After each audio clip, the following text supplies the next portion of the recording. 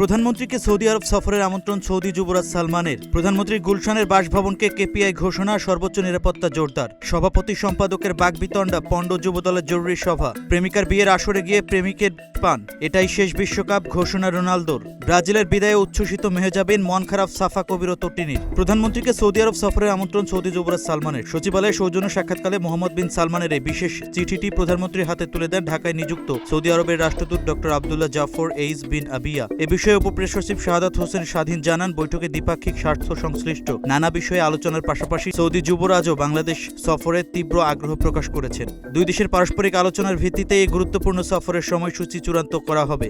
এই high profile বৈঠকে পররাষ্ট্রমন্ত্রী ডক্টর খলিলুর রহমান সহ উচ্চ পদস্থ কূটনীতিকরা উপস্থিত ছিলেন। প্রধানমন্ত্রী গুলশানের বাসভবনকে কেপিআই ঘোষণা করেছে সরকার। গুলশানের ১৯৬ নম্বর বাসভবন থেকে রাষ্ট্রীয় কার্যক্রম পরিচালনা করা এটিকে বিশেষ শ্রেণীর কেপিআই ঘোষণা করে ৩ জুলাই গেজেট প্রকাশ করে সরকার। ফলে এসএসএফ এর সমন্বয়ে গঠিত পৃথক নিরাপত্তা কমিটির অধীনে এবং পিজিআর এর ২৪ ঘন্টার পাহারায় এলাকাটি সর্বোচ্চ সুরক্ষায় চলে আসবে। নতুন নির্দেশনায় কেপিআই এর ২৫ মিটারের মধ্যে নতুন স্থাপনা নির্মাণ নিষিদ্ধ করা হয়েছে। এছাড়া চারপাশের বিদ্যুৎ, টেলিফোনের খুঁটি, গাছপালা অপসারণ এবং ৩০০ মিটারের মধ্যে উঁচু ভবন নির্মাণে ছাড়পত্র বাধ্যতামূলক করা হয়েছে।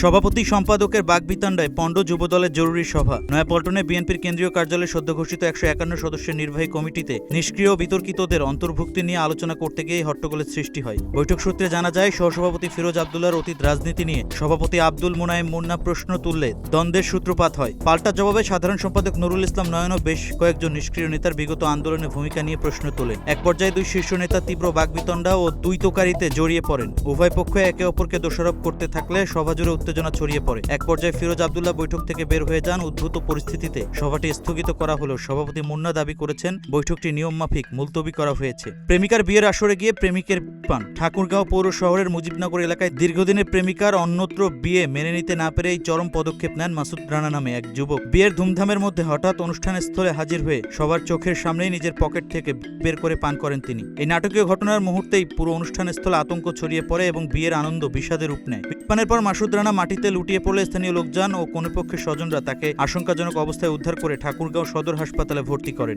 বর্তমানে তিনি আশঙ্কামুক্ত রয়েছেন বলে জানিয়েছে হাসপাতাল কর্তৃপক্ষ। বিশ্বকাপের পরে অবসর নেবেন রোনালদো। পর্তুগিজ এই মহাতারকা ক্যারিয়ারের গোধূলি লগ্নে এসে নিশ্চিত করেছেন যে চলমান বিশ্বমঞ্চেই হতে যাচ্ছে তার ফুটবল ক্যারিয়ারের শেষ বিশ্বকাপ। স্পেনের বিপক্ষে শেষ ১৬র মহাগুরুত্বপূর্ণ ম্যাচের আগে সংবাদ সম্মেলনে তিনি এই ঘোষণা দেন। বারবার অবসর নিয়ে প্রশ্নের জবাবে ক্ষোভ প্রকাশ করে CR7 জানান, কারো কথায় নয়, নিজের ইচ্ছাতেই তিনি থামবেন। আল নাসরের এই স্ট্রাইকার বলেন, ম্যাচের ফল যাই হোক তিনি হাজার ভাগ নির্মল হৃদয়ে বিদায় নেবেন। ভালোবাসা থেকে ফুটবল খেলা রোনালদোর মতে বিশ্বকাপ না জিতলেও তার অবিশ্বাস্য সব অর্জন খাটো হবে না। ব্রাজিলের বিদায়ে উচ্ছ্বসিত মেহজাবিন চৌধুরী, তবে মন খারাপ সাফা কবির ও তানজিম সাইয়ারা তটিনীর। নরওয়ের কাছে ২-১ গোলে হেরে ৫ বারের বিশ্ব চ্যাম্পিয়ন ব্রাজিলের আকস্মিক বিদায়ে বাংলাদেশের এই শীর্ষ ৩ তারকার মাঝে দেখা গেছে চরম মিশ্র প্রতিক্রিয়া। আর্জেন্টিনার কট্টর সমর্থক মেহজাবিন চৌধুরী গ্যালারিতে বাংলাদেশের পতাকা উড়িয়ে এবং রসিকতা করে বাই বাই ব্রাজিল ক্যাপশনে ট্রল ভিডিও পোস্ট করে উল্লাস প্রকাশ করেছেন। অন্যদিকে সাফা কবির ব্রাজিলের জার্সির উপর বাংলাদেশের পতাকা জড়িয়ে বিষণ্ণ মনে ২০৩০ বিশ্বকাপে ঘুরে দাঁড়ানোর প্রত্যয় ব্যক্ত করেন। আর এক হাত দিয়ে চোখ ঢেকে কান্না লুকানোর ভঙ্গিতে ছবি পোস্ট করে চিরকাল প্রিয় দলের পাশে থাকার বার্তা দিয়েছেন তটিনী।